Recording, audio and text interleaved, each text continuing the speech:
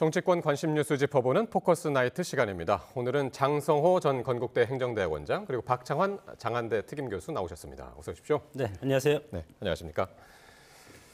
자, 윤석열 대통령에 대한 체포영장이 재발부되면서 2차 집행이 이제 언제 이루어질 것인가가 관심인데요.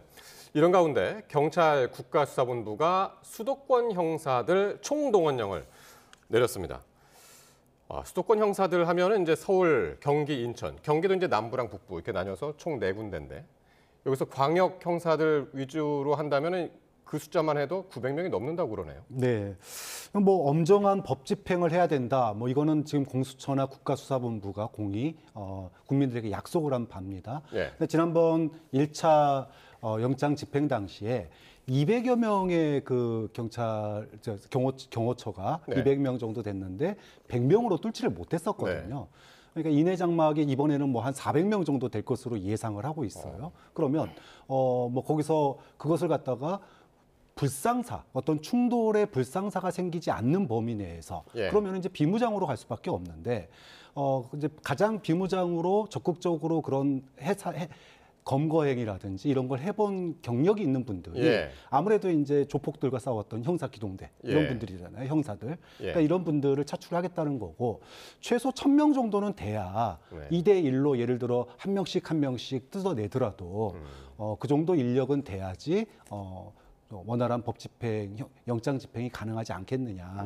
근데 사실은 지난번 1차 영장 집행 실패하고 나서 뭐 경찰 특공대 보내야 된다, 헬기 보내야 된다, 다양한 얘기가 있었지만 이제 그랬을 경우에 경호처의 어떤 무력 사용 이런 부분들도 우려가 되고 또 무장을 했을 경우에 그로부터 생길 수 있는 불상사도 생길 수 있기 때문에 비무장 병력으로 인해 장막을 뚫겠다. 이렇게 이제 우리가 예상을 해볼 수 있는 그런 그림이 나올 것 같습니다. 그렇습니다. 이제 숫자도 지금 900명이 넘고 기존에 이제 아까 말씀하신 국가수사본부 원래 인원 100명 정도 합치면 지금 그래서 1000명이라는 숫자가 이제 나오는 건데 그만큼 경찰이 이 재집행, 체포영장 집행에 대한 의지를 다시 드러낸 것이 아닌가 싶기도 하고 무력 충돌 가능성이 더 커진 것 같기도 하고 어떻게 보십니까?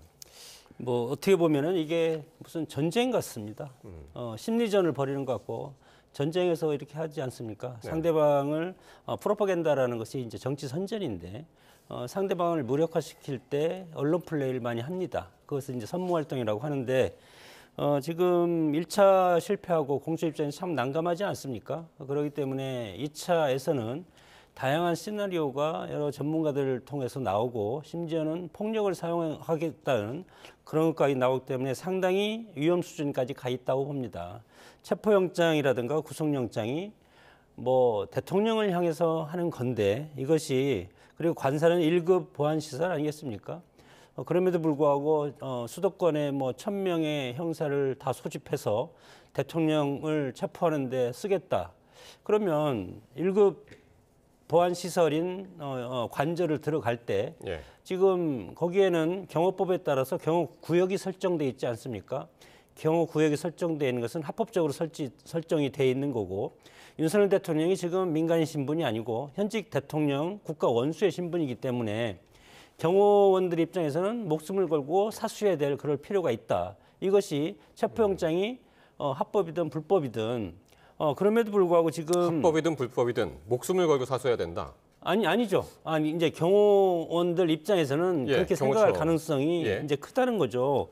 그래서 지금 뭐 철조망도 치고 바리케이드 치고 버스도 있고 이런 것이 있는데 과연 그러면 1000명이라든가 2000명을 동원을 해서 그 기물을 파손하고 과연 들어갈 수가 있을까?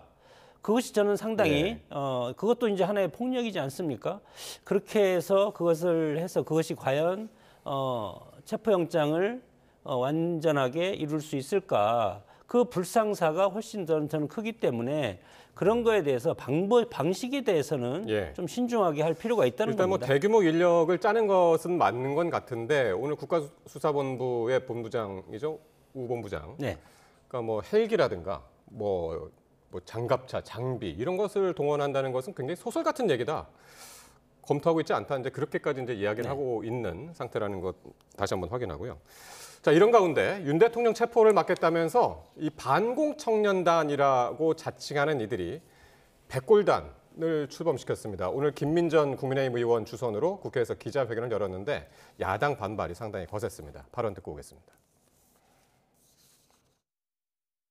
오늘은 방공청년단의 기자회견을 소개해 드리려고 합니다. 한남동에서 시위를 하고 있는지 그들의 목소리를 여러분께 전해 드리려고 합니다. 일부 언론에서는 저희를 백골단으로 소개하기도 했습니다.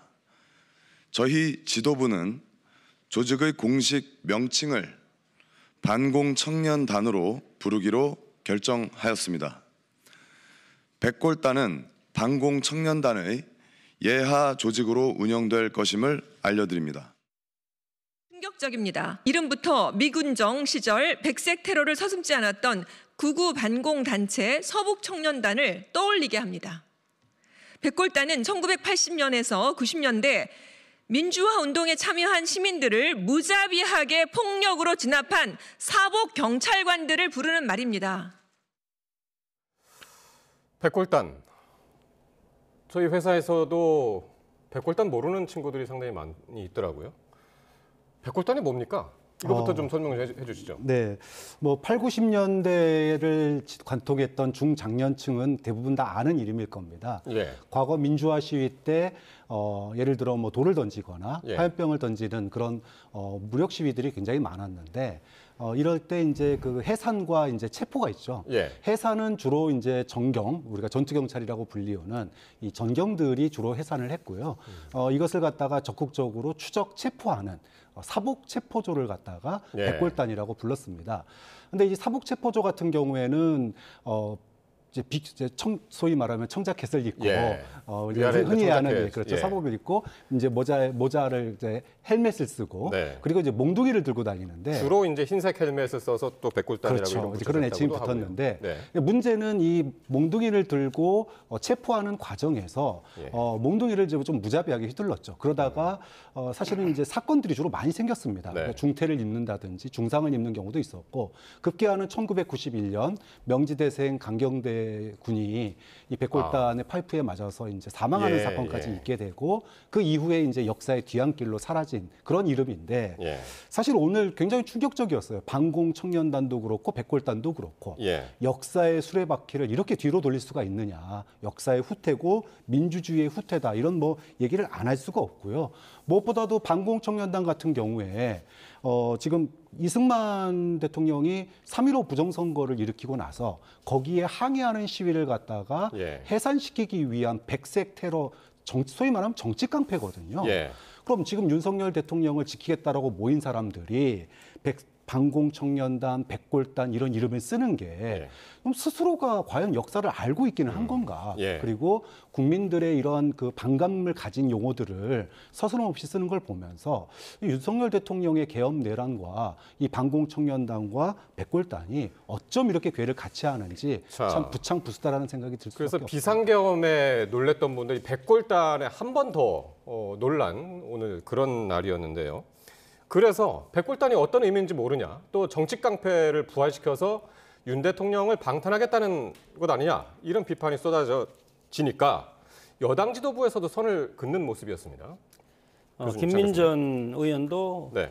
애초에 이 뭐 반공청년단 기자회견을 하겠다 해서 보좌관이 이거에 대해서 설명을 하면서 그때 당시에 기자회견장에 나오기 전까지는 이것이 백골단이라는 명칭을 붙였다는 것을 모른 것 같습니다. 예. 그래서 지금 뭐 얘기를 들어보면은 반공청년단이라는 이름으로 예. 지금 최재수라든가 윤석열 대통령이 지금 그 체포영장 하는데 그 한남동 관저 주변에서 그것을 막겠다 예. 하는 애국 청년이라는 그런 이름으로 예. 지금 활동을 하겠다. 그래서 그러면 그냥 해보자. 그래서 예. 이제 기자회견장에 나왔는데 그러니까 실체를 모르고 했다 네, 이런 저는 뭐 말씀이시죠? 모르고 했다고 봅니다.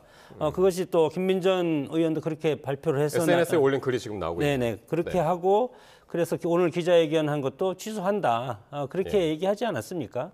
그것이 몰랐다는 예. 것은 사실이고 예. 김민전 의원도 정치학을 전공했기 때문에 백골단에 대해서 왜 모르겠습니까? 그러니까요. 그래서 그런 취지로 알지 못하고 예. 나갔고 거기서 그 반공 청년단 대표가 하면서 이 아래 조직에서 그 이름을 언론에서 얘기하는 백골단이라고 한다. 그렇게 이제 얘기했기 때문에 이런 어떤 오류가 커뮤니케이션에서 문제가 있었다고 봅니다. 예. 비상계엄은 경고 차원에서 했다고 그랬고, 그리고 백골단은 모르고 지금 국회 기자회견까지 한 그런 상황이 됐네요. 자, 오늘 그런 가운데 국회에서 또 이제 긴급 현안 질문이 있었는데요. 여야가 윤 대통령 체포영장 집행과 또 탄핵 심판 등을 놓고 거친 공방을 벌였습니다. 직접 듣고 오겠습니다. 헌법재판소가 졸속 심판을 위해서, 졸속 심리를 위해서 이재명 대표의 선거법 위반 사건과 관련해서 속도를 맞추기 위해서 탄핵 소추 심리를 졸속으로 하려고 재판부와 짬짬이 한 것 아닌가. 모든 것이 내란죄가 80%에 해당합니다. 저희가 그래서 얘기합니다. 결국 탄핵의 과정에 있어서 이것이 바로 사기 탄핵 아니냐, 소추 사기 아니냐, 이런 이야기를 하고 있습니다. 보수 유튜브 수익 추정, 저 한 달 수익입니다. 근데 저게 제일 긴 게 4억 좀 넘거든요. 근데 저게 극우 보수 유튜브들의 아주 훌륭한 수익 모델입니다. 돈 때문에 악다구리를 쓰는 음모론자들에게 일국의 대통령이 가스라이팅을 당했다는 게 도저히 믿어지지도 않고 어처구니도 없는 슬픈 현실입니다. 이 영장이 무슨 기호식품도 아니고 피의자가 영장 종류를 선택하고 발부 법원도 지정하고 났었어요. 저희들의 영장 집행 업무를 방해할 시 공무집행 방해에 마찬가지로 적용됩니다. 마찬가지 범죄를 저질렀을 때에는 현행범 체포가 되는데 점에서는 이론이 없습니다. 네. 예, 마지막 오동훈 공수처장 이야기부터 하자면은 앞서서 이제 경찰이 수도권 형사들 총동원령 내렸듯이 오동훈 공수처장은 체포영장 집행에 막아서면은 국회의원도 현행범으로 체포할 수 있다. 상당히 강경한 의지를 보였다. 이렇게 해석이 가능한가요? 어떻게 들으셨습니까? 그렇죠. 지난 3일 날 1차 체포영장이 좌절되고 난 이후에 국민들의 질타가 쏟아졌습니다. 민주주의 국가에서 법원의 영장을 들고 집행을 하는데 그것을 갖다가 공무원들이 막아섰다. 뭐 과거에 노조나 또는 정치인을 지지하는 분들이, 민간인들이 막아선 거는 완전히 궤를 달리하는 일이거든요. 이거는 국가기강의 문제고 예. 법질서가 완전히 와야 되는 일이었습니다. 그렇기 때문에 공수처나 국수본이나 이번 영장 집행은 반드시 하겠다. 그리고 틀림없이 성사시키겠다. 이렇게 네. 국민들 앞에 약속을 한 상황입니다. 설사 국회의원들이 막는다 손 치더라도 지금 영상에서 나온 것처럼 이것은 뭐 명백한 현행법 위반입니다. 공무집행 방해고 또 단체로 할 경우에는 특수공무집행 방해입니다. 위법을 한 사람은 법 앞에 평등합니다. 예. 과거 역대 대통령 중에 법원의 영장을 거부한 역대 대통령은 단 한 명도 없었습니다. 그런 점에서 윤석열 대통령뿐만 아니라 그 윤석열 대통령을 보호하기 위해서 모인 공무원 예. 그리고 국회의원이라고 할지라도 엄정한 법 집행에 거부해서는 안 된다. 이걸 막아서는 안 된다. 예. 그리고 막았을 경우 현행범으로 체포하는 것은 법 앞에 평등이라고 하는 국민의 법상식을 그대로 적용한 것이기 때문에 내란 수계를 갖다가 옹호하는 정치적인 의미를 떠나서라도 네. 엄정한 법 집행과 그리고 법질서 수호를 위해서는 국민의힘 국회의원들 뭐 40여 분 정도 지난번에 모였었는데 예. 절대 막아서는 안 된다. 그럴 경우 대한민국의 사법 질서와 근간이 흔들리게 됩니다. 그러니까 지금 그런 일이 있어서는 안 됩니다. 화면 나오는 게 이제 지난 6일이었죠. 월요일. 네. 그러니까 1차 체포영장 집행의 유효기간 마지막 날 이제 40여 명, 44명 정도 이제 국민의힘 의원들이 관저에 모였었는데 어떻게 들으셨습니까? 이번에 그 오동훈 공수처장, 경찰도 국회의원도 현행범으로 체포할 수 있다라고 했는데요. 아니 오동훈 공수처장 입장에서는 당연한 말 아닙니까? 공무집행 방해하면 공무집행 방해죄로 처벌을 하는 것이 우리의 사법 질서고 당연히 그렇게 위법 조치해야 되는 건 사실인데 네. 지금 현역 국회의원들이 국민의힘 소속 40명 정도가 예. 지금 관저 앞에 지난번에 가 있었고 이런 것이 정말 뭐 드러눕고 그리고 집행하러 오는 검사나 형사들을 뭐 폭행하거나 예. 그렇게 하겠습니까? 저런 것은 대통령실이라든가 대통령 변호인단의 입장이 이것은 부당한 영장 집행이다 이렇게 얘기하고 있고 거기에 동의하는 국민의힘 의원들 한 40명 정도가 나가서 그것의 부당함을 국민의 이 뽑아준 대표의 입장에서 의원들 입장에서 나가서 그것을 하는 것이 왜 불법입니까? 그것이 방해라고 생각하지 않고 지금 국회에서도 마찬가지로 폭력을 없애기 위해서 선진화법을 만들지 않았습니까?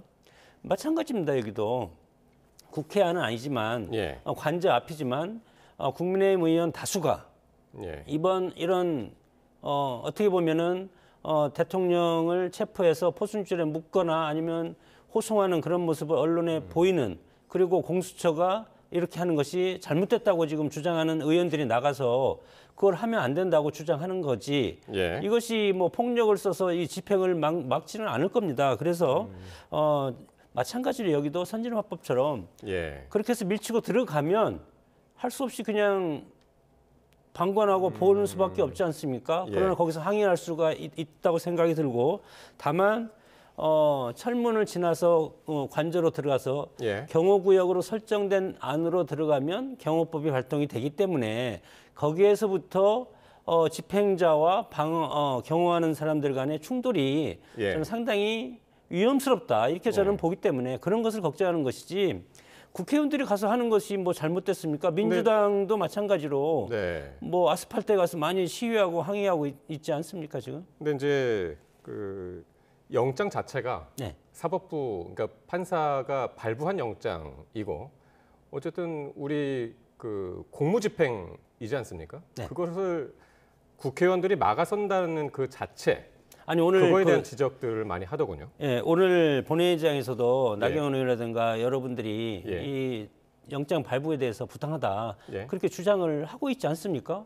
그렇기 때문에 또 이거에 대해서 부당하다고 뭐 의원들만 하는 것도 아니지 않습니까? 그렇기 때문에 그 부당함을 우리는 거기 나가서라도 그것을 국민들한테 알리겠다는 겁니다. 박 교수님 뭐 하신 말씀 있으신가요?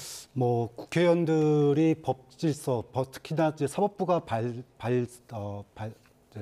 발부한 영장을 갖다가 집행을 막아서는 모습이 과연 국민들에게 어떻게 보일까? 특히나 지금 탄핵에 찬성하는 사람들과 반대하시는 분들이 그 앞에 지금 집회를 하고 있거든요. 근데 이들 간에도 지금 충돌이 굉장히 많이 발생하고 있어요. 예를 들어 탄핵을 반대하시는 분들이 탄핵 찬성하시는 분들을 갖다가 뭐 폭행을 하고 뭐 물을 끼얹고 뭐 여러 가지 일들이 발생하고 있는데 이런 그 소위 말해서 법을 만드시는 입법부의 국회의원들이 법 집행을 막아서는 모습을 보면서 오히려 이런 것들이 국민들의 어떤 그 소위 갈등 이런 걸 오히려 또 부추기지 않느냐 그런 점에 있어서는 엄정한 법 집행을 갖다가 막아서는 모습이 대한민국의 사법 근간을 흔들고 오히려 그런 분열과 폭력을 갖다가 부추긴다라고 하는 측면에서 알겠습니다. 단순한 이거는 의사표현이 아니라 이거는 행동으로서의 국론 분열이자 대한민국의 내란의 그런 갈등을 요지를 안고 있기 때문에 굉장히 주의하셔야 된다. 피켓팅 정도는 할 수 있다고 봅니다.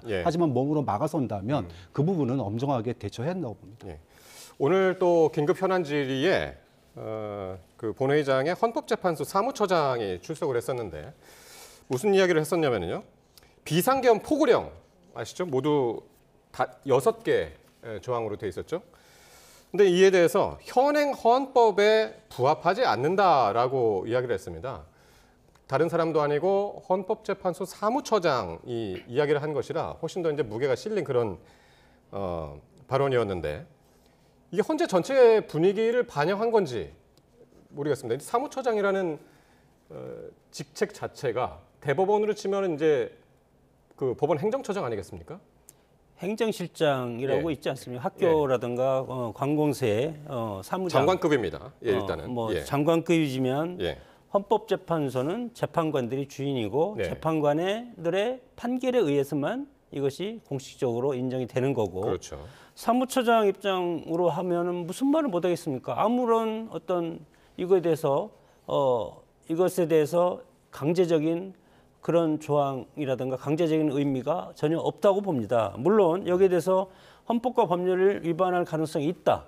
그것이 탄핵소추가 된다, 파면이 된다는 건 아니지 않습니까? 우리 탄핵소추 요건을 보면 헌법 제65조 1항에 나와 있는데 보면은 직무집행과 관련된 것, 그리고 헌법과 법률에 위배될 것, 이 두 가지 요건이 충족이 됐을 때 이것은 위헌이라고 하는 것이고 탄핵소추를 할 수 있다.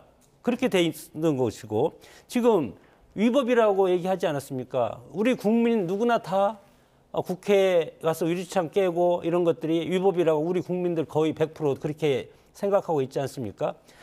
그럼에도 불구하고 여기에서 노무현 전 대통령 탄핵 때부터 일관되게 나온 것이 대통령을 자리에서 물러나는 파면을 하려면 예. 불법의 중대성이 있어야 된다. 이 불법의 중대성을 사무처장이 재단하는 건 아닙니다. 예. 이 불법의 중대성을 누가 하냐? 모든 것을 다 취합하고 양쪽 말을 다 듣고 예. 나중에 지금 8명이죠. 예. 재판관 8명 중에서 6명이 찬성하는 쪽이 파면이냐 네네네. 기각이냐 두 예. 가지를 결정하기 때문에 예. 사무처장 입장에서 하는 것은 법률 위반이다. 그것은 우리 국민 누구나 다 그렇게 지금 인정하고 있는 겁니다. 예, 박 교수님. 뭐 헌법재판소 사무처장이 헌법재판관은 아니니까 뭐 이거를 갖다가 꼭 헌법재판소의 시각이다 이렇게 볼 필요는 없습니다. 하지만 그럼에도 불구하고 우리가 지난 한 달 전 12.3 계엄 당시에 모든 국민들이 발동 요건이 충족되지 않았다. 그리고 절차상에도 문제가 있다. 이것이 비상계엄 자체가 위헌이다라고 하는 첫 번째 이유였습니다. 계엄이 해제되고 나서 국회에서 국무위원들 불러다가 네. 그때도 이제 그 현안 질의를 한 적이 있었어요. 그 당시 국무총리를 비롯한 거의 모든 국무위원들이 비상계엄 요건이 충족되지 않는다고 생각한다. 그리고 절차상의 하자가 있었다. 이런 얘기를 했어요. 결국은 계엄 발표 자체가 이미 위헌이다라고 하는 것들을 당시 국무위원들이 인정을 한 거고요. 그리고 포고령 1호 1항, 즉 네. 정치활동 금지는 6공화국 헌법 만들 당시에 국회 해산권을 갖다가 삭제를 했었습니다. 아예. 삭제한 이유가 뭐냐? 대통령이 계엄을 발동할 권한이 있지만 국회는 그걸 해산할 권한을 준 겁니다. 예. 이거를 갖다가 막지 못하게끔 국회 해산권을 없앴는데 예. 정치활동을 금지시키면서 국회와 지방자치단체 의회의 활동을 금지시킨 것은 결국은 헌법 위반, 명백한 헌법 위반이 되는 거예요. 네. 그런 점에서 직무를 통한 헌법 위반을 한 것이기 때문에 예. 이거는 뭐 헌법재판소 사무처장이 아니라 예. 지나가는 국민을 붙잡고 물어봐도 이렇게 대답을 할 거다. 예. 결국은 뭐 이것은 뭐 너무나 국민 눈높이에 맞는 상식적인 얘기다라고 얘기할 수밖에 없습니다. 제가 한 말씀만 좀 예, 드리면 할게요. 제 1항에서 정치활동 금지 맞습니다. 그것은 개헌법도 위반됐고 헌법도 위반된 사실을 맞는데 그러면 정치활동 금지하면 국회에서 모든 표결권이 정지돼야 되고 금지시켜야 되지 않습니까? 그런데 그날 1시간 반 만에 국회에서 계엄 해제를 의결해서 다시 정부로 보내가지고 정부에서 대통령이 이것을 받아서 계엄 해제를 선언하지 않았습니까? 네. 그렇기 때문에 정치활동 금지라면 포고령 1호는 계엄법 위반에 대해서 법률이라든가 헌법을 위반했지만 그럼에도 불구하고 국회의 여러 가지 전면적인 예. 권능을 완전히 없애거나 중지시키지 않았기 때문에 이것이 과연 헌재에서 재판관들이 불법의 중대성이 있냐 없냐 예. 국회의 기능이 살아있지 않습니까? 네. 그렇기 때문에 그것을 헌재에서 따져야 된다고 보는 겁니다. 예. 헌재의 사무처장 이야기였지만 결국에는 이제 심리는 헌법 재판관들이 하는 것이기 때문에 큰 의미를 두지 않는다. 두 분의 말씀이었고요. 자, 오늘 국회 이야기로 다시 돌아가보겠는데요. 민주당 등 6개 야당이 이 내란 특검법을 재발의하면서 속도전에 나섰습니다. 여당도 자체 수정안을 내놓을 것으로 보이는데 관련 발언들 먼저 들어보시겠습니다. 책임 있는 결정에 힘을 하나로 모아주신 동료 의원 여러분께 깊이 감사드립니다. 거대 야당의 입법 폭주에도 굴하지 않고 용기를 내주신 두 분 권한대행께도 감사를 드립니다. 국민의힘은 두려움 때문에 협상하지는 않을 것입니다. 동시에 부결 법안에서 독소조항을 걷어내는 논의 역시 두려워하지 않을 것입니다. 헌법의 틀 안에서 쌍특검에 대한 실효성 있는 입법 논의를 시작하겠습니다. 10명의 의인이 없어서 멸망한 소돔과 고모라처럼 국민의힘도 8명의 의인이 없어서 멸망의 길로 갈 운명입니다. 민주당은 외환 유치제를 추가한 제3자 추천 방식의 내란 특검법을 곧바로 재발의하겠습니다. 윤석열이 12.3 내란 사태의 명분을 만들기 위해 북한의 군사 공격을 유도했다는 사실이 이미 드러났습니다. 국민을 전쟁의 참화 속으로 밀어넣으려 한 외환죄의 진상을 낱낱이 밝혀야 합니다. 예, 바로 어제였습니다. 국회에서 내란 특검법에 대해서 재표결을 했었죠. 3분의 2 이상이 돼야 이제 통과가 되는 거였는데 200명의 2표가 모자란 198명이 찬성을 했고요. 이 가운데 여당에서 이탈표가 6표, 최소 6표다라는 그런 결과까지 이제 나온 상황이어서 야당이 조금만 더 하면 이제 될 것 같다라는 생각을 한 것 같습니다. 수정안을 냈는데 주요 골자부터 한번 소개를 좀 해주시죠. 네, 뭐 핵심 중에 핵심은 그동안에 국민의힘이 특검을 거부해온 제1 이유가 뭐였습니까? 야당만이 추천한 인사, 즉 야당이 임명하는 특검은 안 된다. 였습니다. 이 부분을 계속 문제를 삼았던 것인데 이 드디어 이제 이번에 이제 야당이 낸 내란 특검법을 보면 제3자 추천, 그러니까 즉 대법원장이 2명의 특검 후보를 갖다가 추천을 하면 권한대행이 그 중에 1명을 임명하는 이런 방식으로 그동안 국민의힘이 주장해온 내용을 대폭 수용을 한 원래는 겁니다. 야당에서만 추천을 하도록 그렇죠. 돼 있었었죠. 야당이 추천한 2명 중에 권한대행이 임명하도록 돼 있던 걸 갖다가 이렇게 바꿨기 때문에 자, 이렇게 되면 더 이상 이제 국민의힘이 이것을 거부할 명분이 없다. 저는 그렇게 생각을 합니다. 그런 점에서 그동안에 이제 여야 합의로 특검법이 돼야 된다라고 했던 권한대행도 이 정도까지 야당이 양보를 한 사안에 대해서 거부권을 행사하기는 좀 어려울 거다라고 보고요. 무엇보다도 국민의힘의 이탈표가 더 나올 거라고 봅니다. 그동안에 야당이 추천하는 것 위반이다, 헌법 위반이다 이렇게 얘기를 해왔었기 때문에 이 부분을 갖다 수정을 했고 이렇게 되면은 다음 표결 때는 국민의힘에서 이탈표가 저는 뭐 8표 이상 나올 가능성이 굉장히 높아졌다. 그렇게 봅니다. 그래서 그러니까 지금 말씀하신 대로 여당이 지적을 했었던 독소 조항이라고 하는 그 부분들을 상당 부분 이제 걷어내서 여당에서는 지금 그럼 어떤 상황입니까? 어떤 입장입니까? 이 수정안에 대해서, 야당 수정안에 대해서. 야당에서는 6표 이상 뭐 8표 나올 거라고 하는데 이거 저는 6표 이상 나오지 않을 것이다.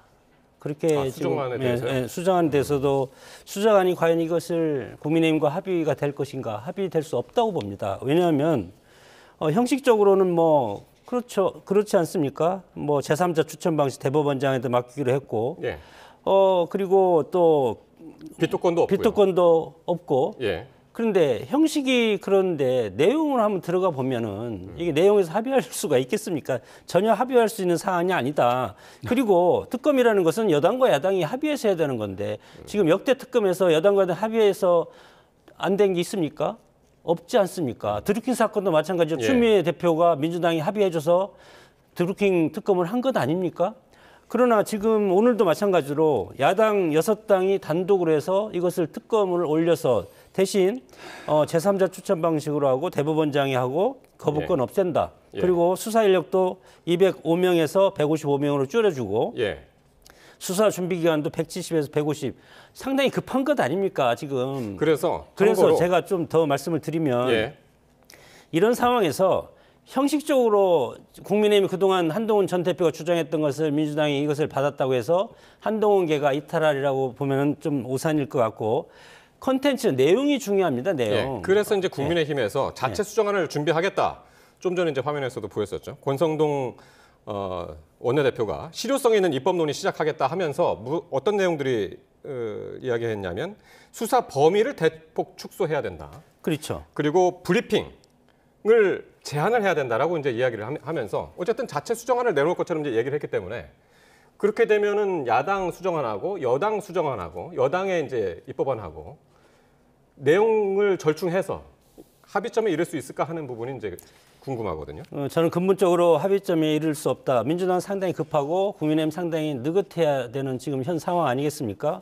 끌어야 되고 내란 특검과 관련해서는 지금 민주당 특검을 보면 14가지입니다. 무려 14가지이고 여기에서 국정원 군 특검의 압수수색을 통해서 증거 수집을 하면 국정원과 군의 모든 것을 특검한테 오픈해야 됩니다. 네.